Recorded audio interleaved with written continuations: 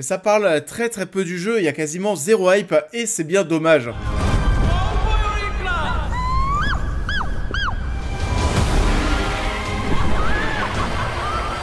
Bonjour à tous, j'espère que vous allez bien, on se retrouve aujourd'hui pour parler une nouvelle fois jeux vidéo en 2023. Parce que ouais, c'est vrai qu'on a pas mal parlé JV cette année, on continuera bien sûr sur la chaîne. De toute façon, il y a un petit jeu qui a été annoncé cette année, on en parlera aussi, bien sûr GTA 6. Mais ça, on en parlera dans quelques années. En attendant, ce jeu Avatar, qu'est-ce que ça donne? On en parle. Avatar Frontiers of Pandora est disponible depuis cette semaine sur PS5, Xbox et PC. Nous voilà plongés dans cet open world, l'univers de James Cameron, le but, sauver Pandora. Et ouais, du coup, c'est vrai que ce jeu Avatar arrive vraiment mais sur la pointe des pieds, c'est assez étonnant. Il faut dire que c'est aussi un petit peu la faute à pas de chance, ça sort la même semaine que le trailer de GTA 6, même les Game Awards. Je trouve que les Game Awards cette année, on en a beaucoup moins parlé que les autres années, parce que voilà, l'actualité a vraiment été bouffée par le titre de Rockstar, et pourtant on parle quand même d'un jeu Avatar avec un univers que l'on connaît, que l'on aime, qu'on attendait de voir retranscrit dans un jeu vidéo avec une qualité exceptionnelle. On a déjà eu un jeu Avatar lorsque le premier film était sorti, mais voilà, c'était pas si dingue que ça. Et c'est souvent le cas d'ailleurs pour les jeux adaptés d'un film qui sortent en même temps pour prolonger le succès du film au cinéma en jeu vidéo sur nos consoles. Donc en attendant, oui, on attendait un vrai gros jeu Avatar, vrai entre guillemets.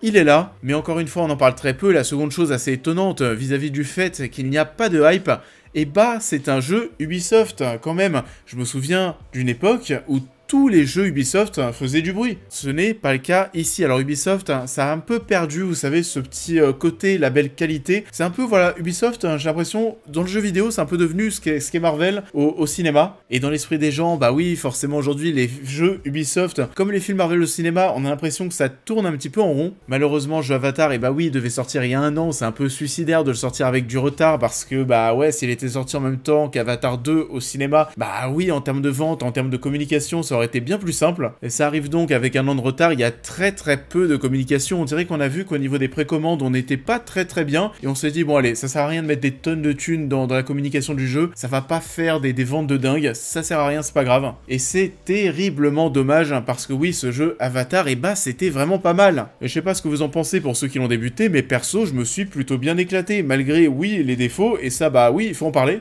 Déjà, dans un premier temps, en termes de durée de vie, j'avais vu que la campagne durait une quinzaine d'heures en ligne droite. J'ai passé plutôt 22-23 heures, en tout cas voilà, plus de 15 heures. Et j'ai eu pas mal de mal au lancement à cause d'une chose précisément, on va revenir sur ça, mais déjà le premier sentiment que j'ai eu, ça a été tout simplement waouh. Parce que ouais, waouh, la découverte de Pandora est absolument sublime. Le jeu est beau, vraiment, c'est étonnant, mais oui, on s'y attendait pas. On est sur un des plus beaux jeux de 2023. D'un point de vue technique, on est chez Ubisoft, bien sûr qu'il y a des choses à dire, mais on en prend plein les yeux, on kiffe le fait d'être sur Pandora, et j'ai un peu eu le même sentiment qu'avec Hogwarts Legacy au début de l'année, même si Hogwarts, il y avait quand même bien plus de choses positives dans l'ensemble à mon sens, mais en termes d'univers, oui, on voulait l'univers Harry Potter en jeu, dans un très beau jeu, et bah là aussi, dans un beau jeu, on voulait Pandora, et on l'a. L'immersion dans un premier temps est exceptionnelle, on aimerait vraiment jouer à ce jeu, vous savez, mais avec un casque de réalité virtuelle, même pas les phases de gunfight, même pas les phases de combat, juste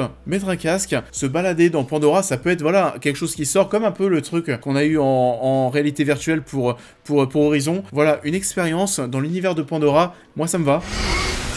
There, he's awake. Reyes, machines attack this settlement.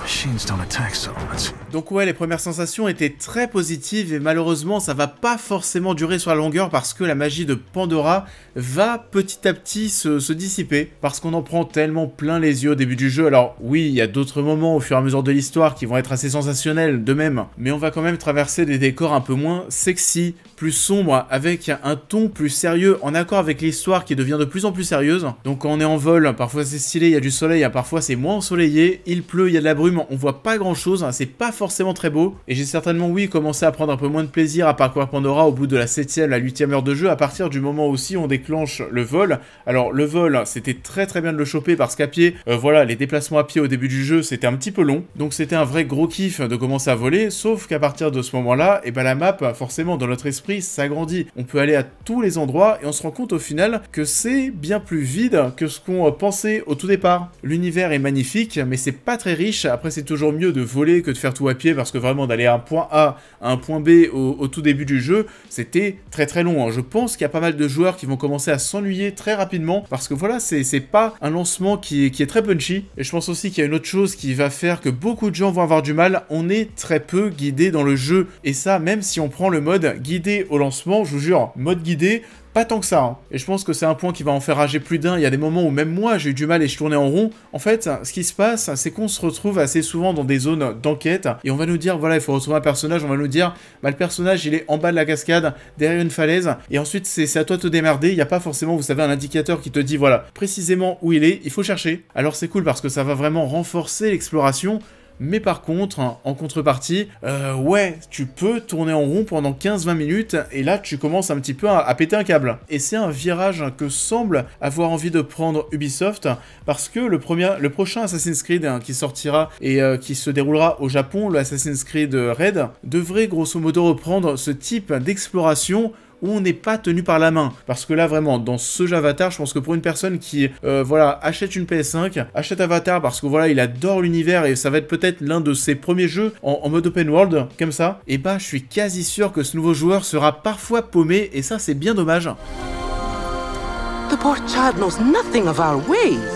Donc ouais, ce qu'on peut retenir dans un premier temps, c'est que c'est une petite gifle en termes d'ambiance, en termes d'atmosphère au début du jeu. Et ça, que ce soit graphiquement, mais aussi au niveau des musiques, on va reconnaître des sonorités des films. L'ambiance est vraiment dingue, et de nuit, ça l'est encore plus. L'univers Avatar, la nuit, c'est vraiment sublime. On est peu guidé au niveau de l'exploration, c'est vrai, faut s'accrocher. Peut-être que beaucoup de joueurs vont s'essouffler assez rapidement. Ça n'a pas été mon cas, mais je peux le comprendre. Pourquoi le comprendre? Parce que le gameplay est de même assez redondant, répétitif. Et ça manque de richesse. C'est assez vide, et ça manque de richesse un petit peu comme les nouvelles zones qu'on va découvrir dans Pandora. Qu'est-ce qu'on va faire dans le jeu? De l'exploration, de l'escalade avec des déplacements qui sont d'ailleurs plutôt agréables. Le double saut, de toute façon, tous les jeux où il y a un double saut, c'est souvent cool. Il y a pas mal de verticalité au niveau du level design, du combat et du combat avec à chaque fois les mêmes ennemis pendant 25 heures. Je n'en pouvais plus. On a soit des petits soldats à pied, soit des exosquelettes, parfois aussi des avions de méchants, quoi. Et ça, durant tout le jeu. Malheureusement, les combats manette en main, c'est pas ce qu'il y avait de plus fou. On a peu de bonnes sensations avec les armes à feu et on prendra même plus de plaisir à se battre avec les armes Navi. Pour ma part, plus je jouais avec l'arc, mieux je me portais. Ça aussi, les jeux vidéo, il y a un arc, c'est souvent très cool.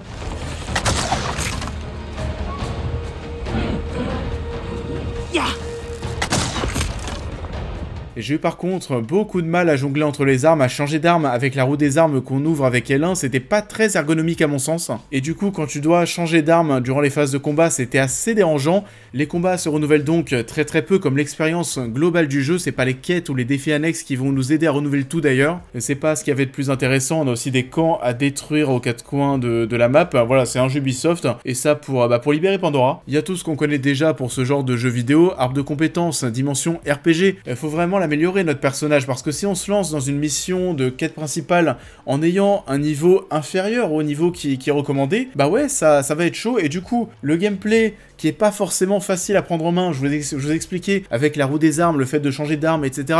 Même appuyer sur L1 pour la roue des armes, c'était bizarre. On a des réflexes qui sont difficiles à prendre en main, et en plus de ça, le jeu n'est pas si simple que ça. Donc ouais, ça fait une expérience qui est quand même assez stressante, qui va demander pas mal d'efforts, qui va nous mettre sous tension. Ça sera pas le cas de ces mini-énigmes. Ces énigmes, on va en avoir, mais alors vraiment plus de 100 fois dans le jeu, c'est insupportable. Au départ, c'était plutôt sympathique, mais à la longue, ça devient vraiment relou. Et l'histoire est vraiment, mais alors très classique. Les méchants sont totalement osef, il n'y a même pas de gros boss, vous savez. Alors après, voilà, les boss, j'étais content de pas en avoir, je sais pas, mais alors toutes les heures, toutes les 2 heures, parce que voilà, avec Spider-Man 2, j'ai un peu eu ma dose. Il y avait beaucoup trop de boss dans Spider-Man 2. Ici, ce sera pas le cas, et voilà, scénario décevant, personnage décevant, et fin aussi, fin ultra décevante. Waouh, quand ça se termine, tu te dis, mais attends, c'était vraiment ça la fin? Et puis, petit point technique, bien sûr, il y a des bugs, il y a du clipping, surtout quand on vole. Il y a de très beaux effets de lumière parfois, et à d'autres moments ça part totalement en couille. Ça c'est un bug où la lumière part en mode boîte de nuit.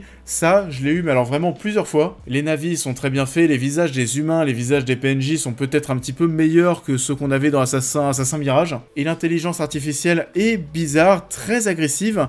Il y a des moments où voilà, tu te fais griller et puis t'as l'impression que pendant des dizaines de minutes, on te cherche, on est encore en état d'alerte, il y a des renforts qui arrivent dans tous les sens, etc. Même quand t'essayes de fuir et de partir de la zone dans laquelle tu t'es fait griller, t'as forcément des robots, vous savez, les gens dans les exosquelettes qui vous envoient, mais alors plein de bombes, ça ne s'arrête pas, c'est très agressif et ça fait qu'on passe beaucoup de temps dans l'émission, je vous recommande forcément de la jouer en mode infiltration. En tout cas, vous l'avez compris, j'ai plutôt passé un bon moment avec ce jeu Avatar. C'est très loin d'être parfait, ça manque de richesse, de diversité clairement, mais ça ne manque pas d'identité, c'est pas du tout un jeu Far Cry avec un skin Avatar comme on l'a entendu. Non, c'est du Avatar, et on verra si un second jeu arrivera par la suite sur Pandora, ça sera intéressant parce que la base est posée ici et on peut faire mieux. This is my home.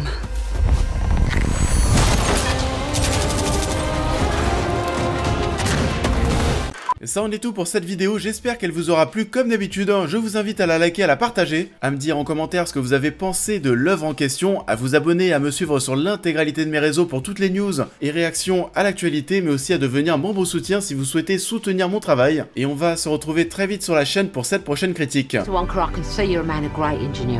What are you doing? I'm making chocolate, of course. How do you like it? Dark, white, nutty, absolutely insane. Et on va se retrouver dès demain pour parler cinéma. On a une belle semaine qui arrive avec Wonka et les Trois Mousquetaires. On va bien sûr parler de tout ça. On va commencer par Wonka et Chalamet. On est sur les dernières critiques de l'année 2023. En attendant, je vous souhaite à tous un excellent dimanche et je vous dis à très vite.